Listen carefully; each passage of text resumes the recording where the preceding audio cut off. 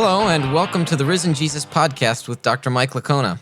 Dr. Licona is Associate Professor in Theology at Houston Baptist University, and he is a frequent speaker on university campuses, churches, retreats, and has appeared on dozens of radio and television programs. Mike is the president of Risen Jesus, a 501c3 nonprofit organization. My name is Kurt Jaris, your host. On today's episode, we're talking about dealing with doubt. Mike, in the first episode, you talked about how you're sort of the eternal or second guesser. You're not an eternal skeptic, but a second guesser of sorts. And there have been a number of seasons in your life where you've dealt with doubt. So tell us a little bit more about those seasons. Yeah, I guess the first season of doubt that I had was my last semester in grad school. So we're talking about the fall of 1985. And at that point, I just started to ask myself, how do I really know that this stuff is true? I believe that I've had an intimate relationship with the Lord over the last several years. I mean, gosh, I was praying on an average about 2 hours a day. I was reading scriptures at least an hour a day. In fact, when I was in grad school, probably 2 or more hours a day, because I was studying it in its original language, Greek. So, I believed I was growing, but then I just started to say, you know what, if this really isn't God's word, then I don't care what it says, whether it's in English or in Greek. And then I got thinking about people of other faiths, other religions, how, they have just as strong belief as I do. Maybe if I'd been born in Afghanistan, I'd be a Muslim, or in India, I'd be a Hindu, or Japan, an atheist. Maybe the reason I believe isn't because I have a relationship with the Lord. It's because I was brought up this way, and I've convinced myself, and I'm just wasting my time in prayer and Bible study.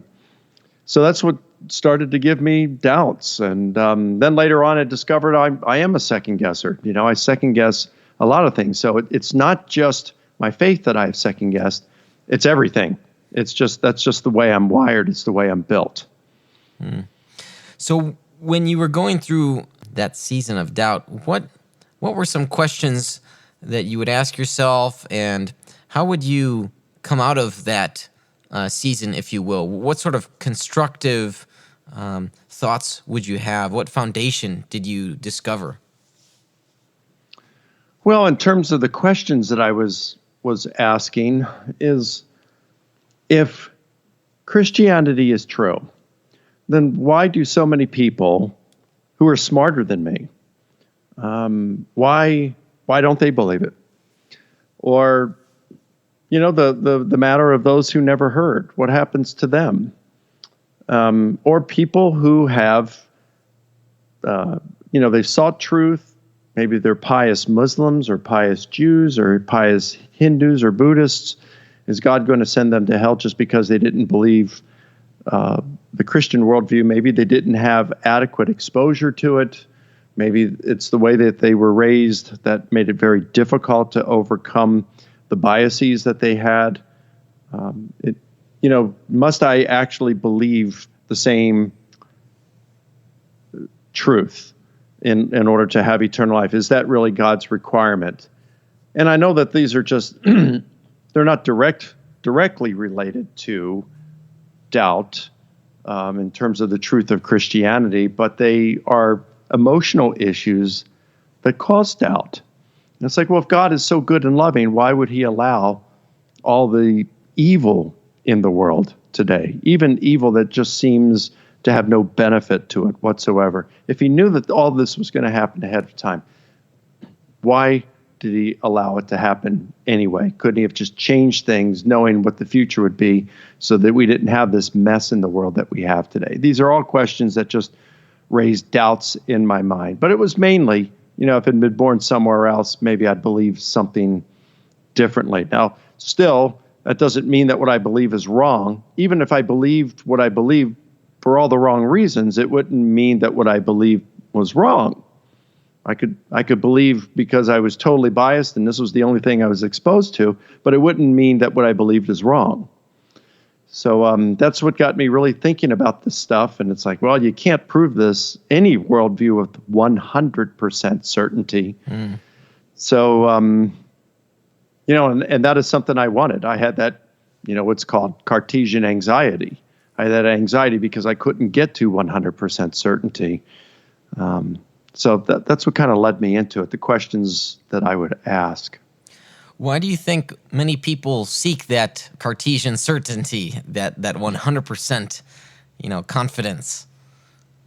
Well, we're talking about something that's very important here, right? If our eternal destiny, if indeed it is contingent on what we do with Jesus, or believing the right thing, as even Muslims would say, if it is contingent on that, well, we would want to get it right, correct? I mean, a lot is on the line here. It's not like if I just bought a watch and it turned out not being the best use of my money. All right, I've just wasted some money, or if I make a bad investment or something like that. That's one thing. But I might have to live with my decision pertaining to my worldview forever. And so the consequences here are potentially, how could the importance of the consequences be greater than when it comes to which worldview we choose? It seems that for many, they want that, 100% certainty. But when we talk about confidence, we're talking about confidence in reliability. So we could have a strong confidence in that percentage of certainty, if that makes sense. Maybe that's where people get that impression. Yeah, I don't know. You can look, I've looked at the resurrection of Jesus, spent a lot of time with that. I'm convinced that the evidence is certainly sufficient. It's more than sufficient to show that the resurrection of Jesus probably occurred. And if Jesus rose from the dead, Christianity's true, period. So we still have those. It's like, I wasn't there. I wasn't there. I didn't see it. And then you could even get to a point where you say, okay, even if I'd seen the resurrection, how do I know that Jesus wasn't an alien doing a PhD project from a parallel universe, and he had to convince people that he was divine in order to get his PhD? How do I know that it wasn't just a big cosmic joke played on people? So there's just no way that we can verify the truth of Christianity or any other worldview, period. Verify it with 100%. But we don't look for 100% certainty on anything. We might want it, but there's only rare instances, if any, that we would require 100% certainty before moving. They were only 50% certain when they sent Apollo 11, the first spacecraft to land on the moon. The astronauts got into the command module and blasted off the Earth in that rocket with only a 50% chance of returning alive. And we leave our houses. When we leave our houses, whether it's to go to the grocery store or to go to school or work or whatever, we leave our houses. We're pretty confident we're going to make it to our destination safely, but we don't have 100% certainty. Because we could get in a car accident and be killed. A bomb. There could be a terrorist bomb that goes off and explodes somewhere near us and kills us. Anything could happen. So it's not that it's probably going to happen, but it could be, and that means we are not justified in having 100%. So put it in a different way, if we required all the lights, the traffic lights, to be green before we headed into town, we would spend the rest of our lives at home. We make decisions based on probabilities, what we think is probable, not what is absolutely certain. And even for people who think something is probable, they still have to act upon their belief. I know some people might say, oh yeah, I think there's a God out there, but are they really acting as if there's a God out there, even though they say they think it's probable or very likely that God exists? I think that's what faith kind of amounts to on times. I mean, it's not a blind faith. It's a reasonable faith when we come to things like Jesus. I mean, you had Peter. Now, Peter, according to the Gospel of Matthew, he had seen Jesus do all sorts of miracles. And when it came down to it, he sees Jesus walking on water, and Jesus says, "Hey, come on."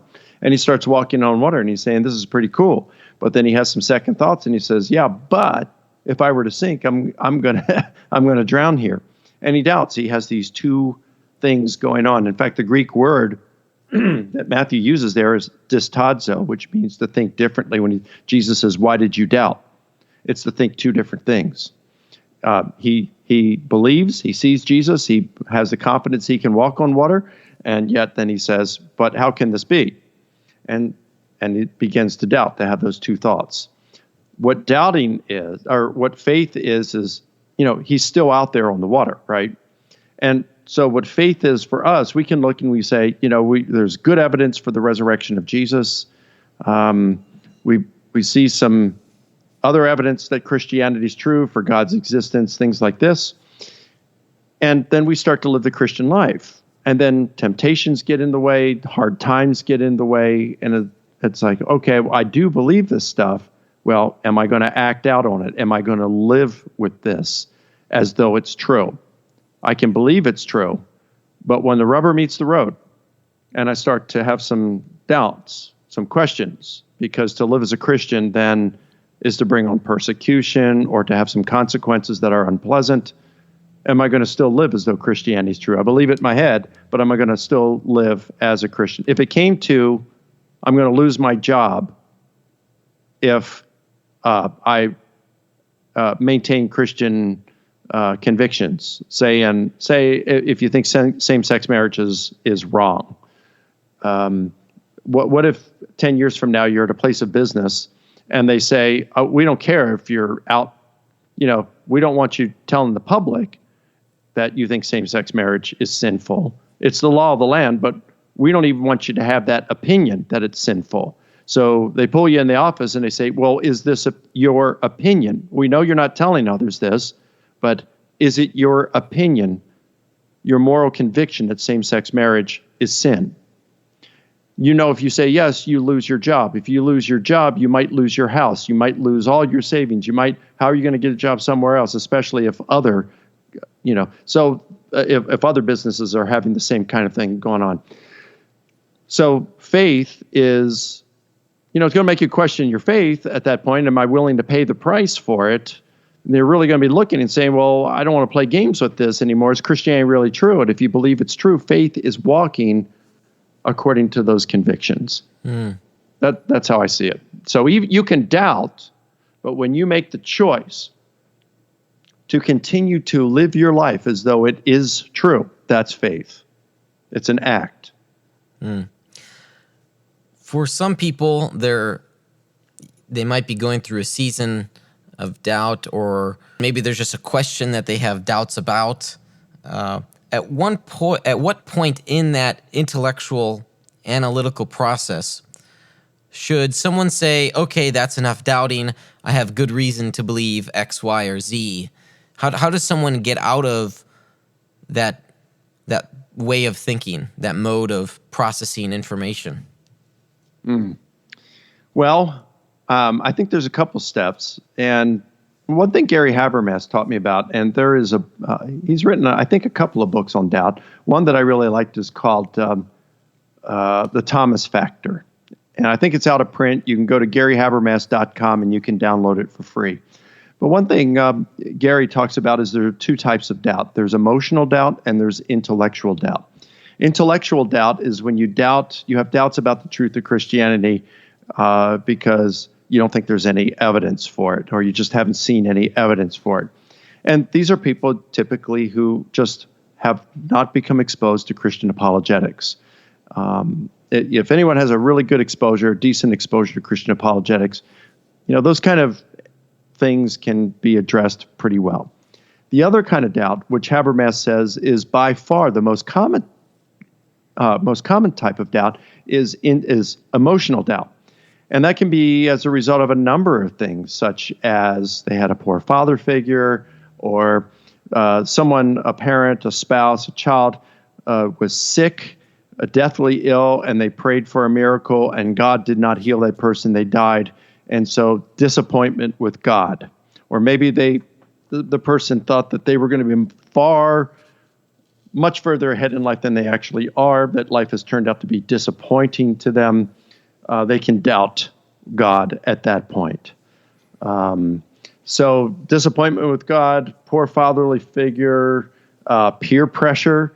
There was a girl that I met, a student at Washburn University when I debated Richard Carrier there back in, I think it was 2010, somewhere around that time.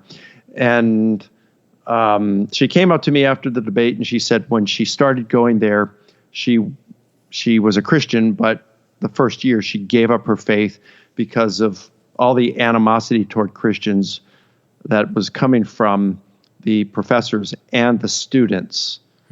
So she'd given up her faith because of the peer pressure. And then she said she came to the debate because she just interested in the topic on the resurrection to see what a Christian versus an atheist would say. And she came up and she said, I'm really glad I came because I was very much encouraged by the evidence and I'm coming back to Christianity. So the peer pressure can be really, really strong. Another girl came up to me her freshman year.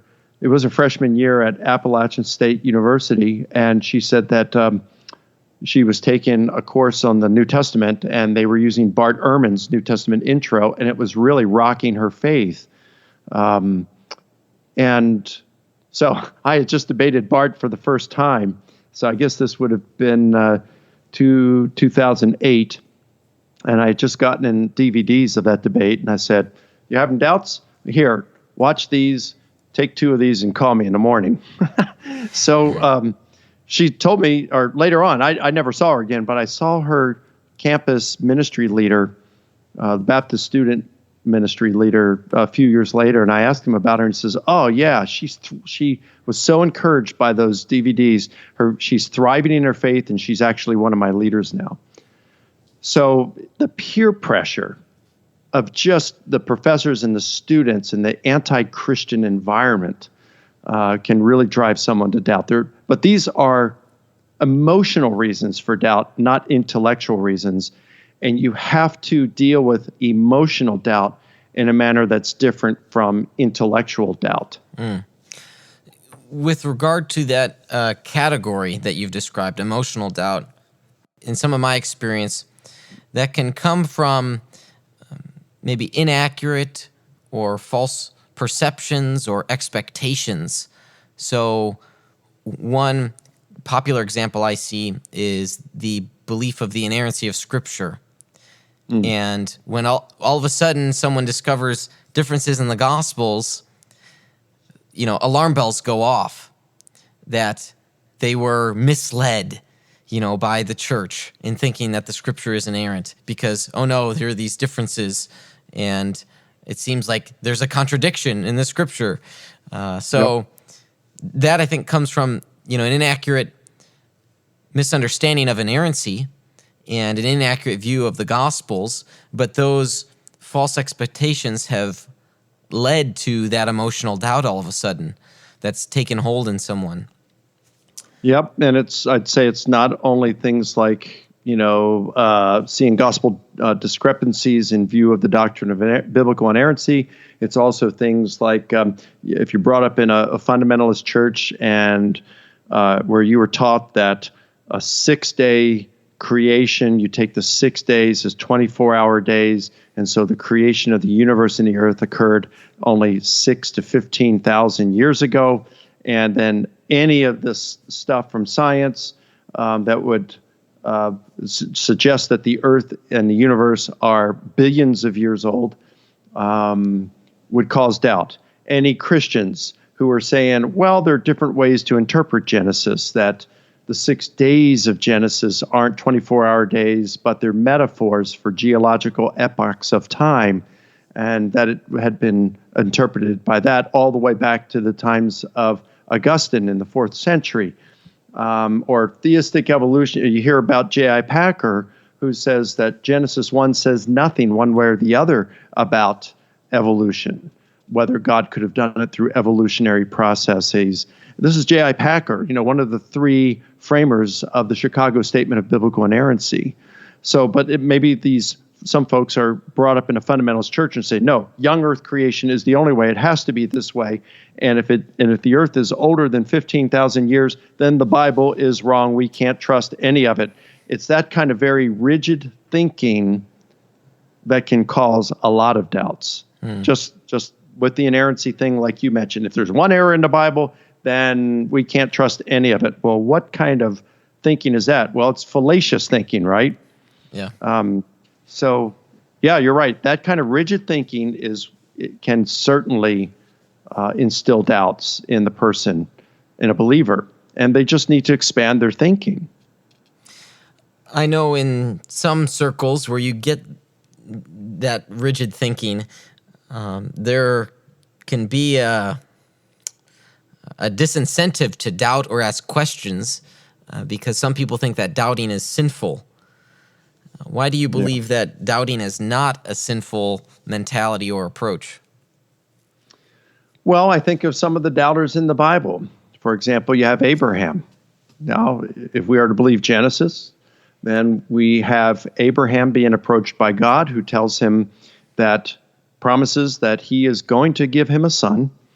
And this son, is going to produce a nation, eventually the Jews, Israel. Okay, so Abraham is very, very old. He's like 100 years old at this point, right? And Sarah's 90. So it's like, well, this is going to be physically impossible. But he promises Abraham, and then years go by and still nothing happens. She doesn't get pregnant. And then he goes into Egypt because there's a famine that's going on. And he tells Sarah to lie because they're going to see she's beautiful, and they will take her to be, they'll kill him and take her into the king's harem. So they say, well, let's lie and say, you're my sister, and that way they'll spare me. And sure enough, they spare him and they take her into the harem, and God comes through and rescues Sarah, and she's returned to Abraham.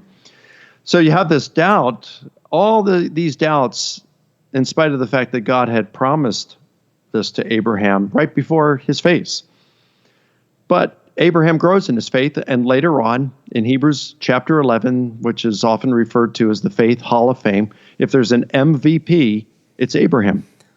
And then you come to John the Baptist in the New Testament. I like that one even better. You have John the Baptist thrown into prison. He's the one that has seen Jesus, know about his miracles, seen the Holy Spirit descend on Jesus, and the voice from heaven saying, "This is my son, my beloved son, in whom I'm well pleased." So he's thrown in prison. He's feeling abandoned by God, and he sends two of his disciples to Jesus, and he says, "Are you the one, or are we to expect someone else?" Now, that's profound, because we have Jesus' wingman here expressing doubt publicly. And what does Jesus say in return? Well, he points out the miracles that he has performed, and that they are in accord with what was predicted of the Messiah coming from the book of Isaiah, as well as the Dead Sea Scrolls 4Q 521. And so Jesus has done these things. He's given sight to the blind, hearing to the deaf. He has healed paralytics. He's cleansed the lepers. He's raised the dead. And now the gospel is being preached to the poor. And he says, "Blessed are those who do not stumble on account of me." And then when his disciples go back to tell this to John the Baptist, now we find out what Jesus is thinking. And he turns to the crowd and he says, "When you came out to see John, what did you come out to see? Did you come out to see a man dressed in fine clothes? No, you got to go to King's Palace for that. Did you come out to see a reed blown back and forth by the wind?" He knew he was doubting. He said, "No, let me tell you who you came out to see. A prophet, a great prophet, and no greater person has been born than John the Baptist." So in the midst of John's doubt, Jesus provided evidence through his miracles, and he encouraged him, and he complimented him. And if that's what he can do with John the Baptist, they knew each other personally, then I've got to think that Jesus' response to us is the same. He does not condemn us for doubting. He understands our human weaknesses. He provides evidence, and he encourages us. Mike, final question today. How do you personally handle doubt when you experience it? Yeah, and it still comes up. Even though I've done all this evidence for the resurrection, I second guess myself at times, and it's like, can this stuff really be true? I recognize, though, that it is emotional doubt, and the way I can put it is this: if I've done it this way in lectures, if you take something on the stage, a plank, and let's say it is 6 feet wide, and you extend it from one end of the stage to the other, and you say, Mike, for lighting purposes, I'd never want you to step off this plank. You got to stay on it the whole time. I could do it. I could do cartwheels and stay on that plank. I could walk backward, run backward. It wouldn't matter. I had no problem staying on it. It's 6 feet wide. But take that same plank that's 6 feet wide and extend it between two skyscrapers and say, Mike, I want you to walk from one skyscraper to the other.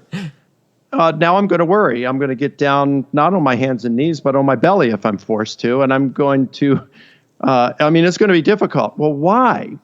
I know I can do it, but it's going to be difficult because I'm thinking of, but what if? What if I were to stumble and fall? What if I were to, a gust of wind would come and blow me off of here? What if I fall? Well, the consequences are so terrible that I don't even want to think about it. That's the kind of things that cause me doubt. So I recognize, first of all, doubting is normal and that I am experiencing emotional doubt. And it's normal because greats like Abraham and John the Baptist experienced it. Thomas experienced it, the Apostle Thomas. And so it's normal. I also then go and I recognize that there is good evidence supporting the truth of Christianity. Arguments for God's existence, evidence for a spiritual dimension of reality, the historical evidence for the resurrection of Jesus. I also then recognize that absolute certainty is an unreasonable expectation. And that's where faith comes in. And then I also recognize that faith is more than a feeling or being without doubt. It's commitment. And when I keep those things in mind, it definitely helps my doubts. It puts them in perspective when I understand where they're coming from, and then that's how I deal with them. Will I doubt ever again? Yes. I will probably doubt all the way up till I take my last breath. But that's because it's the way I'm wired. But going through these steps that I just articulated certainly has helped me. I'm not sure what would gain more of my interest in seeing a man on a 6 foot wide plank above the skyscrapers or a cartwheeling Mike Licona on stage. Well, but if it were you that had to walk across that plank, you would prefer to do cartwheels on the stage, wouldn't you? Oh, yeah, that's for sure. That's for sure. Mike, what a blessing to hear your thoughts and your experience in dealing with doubt. I hope that they can be a blessing for others to hear as well. Yeah, well, thanks for having me on to talk about this. Well, if you'd like to learn more about the work and ministry of Dr. Mike Licona, you can visit his website, risenjesus.com, where you can find authentic answers to questions about the resurrection of Jesus and the historical reliability of the Gospels. There you can also check out free resources like ebooks, videos such as debates or lectures, or simply read some articles. If this program has been a blessing to you, would you consider partnering with us? You can go to risenjesus.com/donate. Please be sure to subscribe to this podcast and follow us on Facebook and Twitter. This has been the Risen Jesus Podcast, a ministry of Dr. Mike Licona.